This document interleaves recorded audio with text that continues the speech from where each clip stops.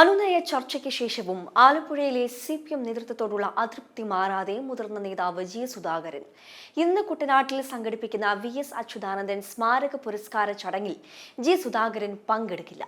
പരിപാടിയിൽ പങ്കെടുക്കുമെന്ന് G. സുധാകരൻ നേരത്തെ അറിയിച്ചിരുന്നു. എന്നാൽ പരിപാടി അവർ നടത്തിക്കൊള്ളുമെന്നും തന്റെ ആവശ്യമില്ലല്ലോ എന്നുമാണ് G. സുധാകരന്റെ പ്രതികരണം.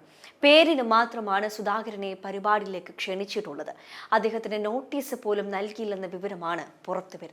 ഏറെ നാളുകൾക്ക് ശേഷമാണ് G. സുധാകരനെ പാർട്ടി പരിപാടിയിലേക്ക് ആലപ്പുഴയിലെ നേതൃത്വം ക്ഷണിച്ചത്. പാർട്ടിയുടെ പോഷക സംഘടനയായ KSKTUവിന്റെ മുഖമാസിക കർഷക തൊഴിലാളിയുടെ VS അച്യുതാനന്ദൻ സ്മാരക പുരസ്കാര സമർപ്പണമാണ് പരിപാടി. പാർട്ടി ജനറൽ സെക്രട്ടറി MA ബേബിയും സംസ്ഥാന സെക്രട്ടറി MV ഗോവിന്ദനും പരിപാടിയിൽ പങ്കെടുക്കുന്നുണ്ട്.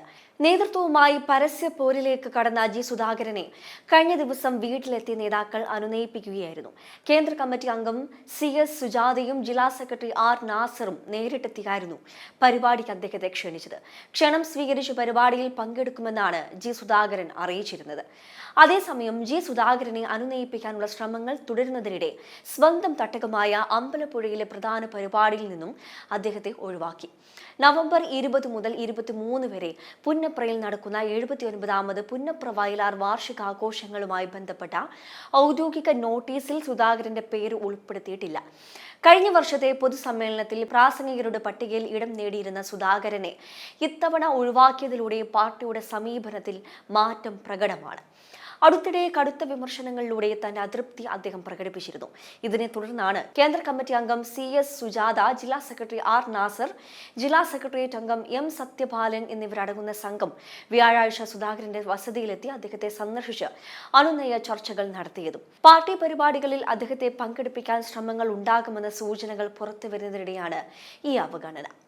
തനിക്കെതിരെ നടക്കുന്ന സൈബർ ആക്രമണങ്ങൾക്ക് പിന്നിൽ പ്രവർത്തിച്ച പ്രാദേശിക നേതാക്കളെ സംരക്ഷിക്കാൻ ഒരു വിഭാഗം ശ്രമിക്കുന്നതിൽ സുധാകരൻ തന്നെ വന്ന് കണ്ട നേതാക്കളെ അതൃപ്തി അറിയിച്ചിരുന്നു. പാർട്ടി സ്വീകരിച്ച നടപടികളെക്കുറിച്ചുള്ള വിശദാംശങ്ങളും നേതാക്കൾ സുധാകരന് കൈമാറി. പ്രായപരിധി കാരണം സംസ്ഥാന കമ്മിറ്റിയിൽ നിന്നും ഒഴിവാക്കപ്പെട്ട ശേഷം ജില്ലയിലെ പാർട്ടി പരിപാടികളിൽ സുധാകരന്റെ സാന്നിധ്യം കുറഞ്ഞു വന്നിരുന്നു. സൈബർ അധിക്ഷേപങ്ങൾക്കെതിരെ നടപടി ഉണ്ടാകാത്തതിലുള്ള അതൃപ്തിയും അദ്ദേഹം മുൻപ് പരസ്യമായി പ്രകടിപ്പിച്ചിരുന്നു. മന്ത്രി സജി ചെറിയാന്റെ ചില പ്രസ്താവനകളും AK ബാലന്റെ ഫേസ്ബുക്ക് പോസ്റ്റും സുധാകരനെ ചൊടിപ്പിച്ചിരുന്നതായി പറയപ്പെടുന്നു.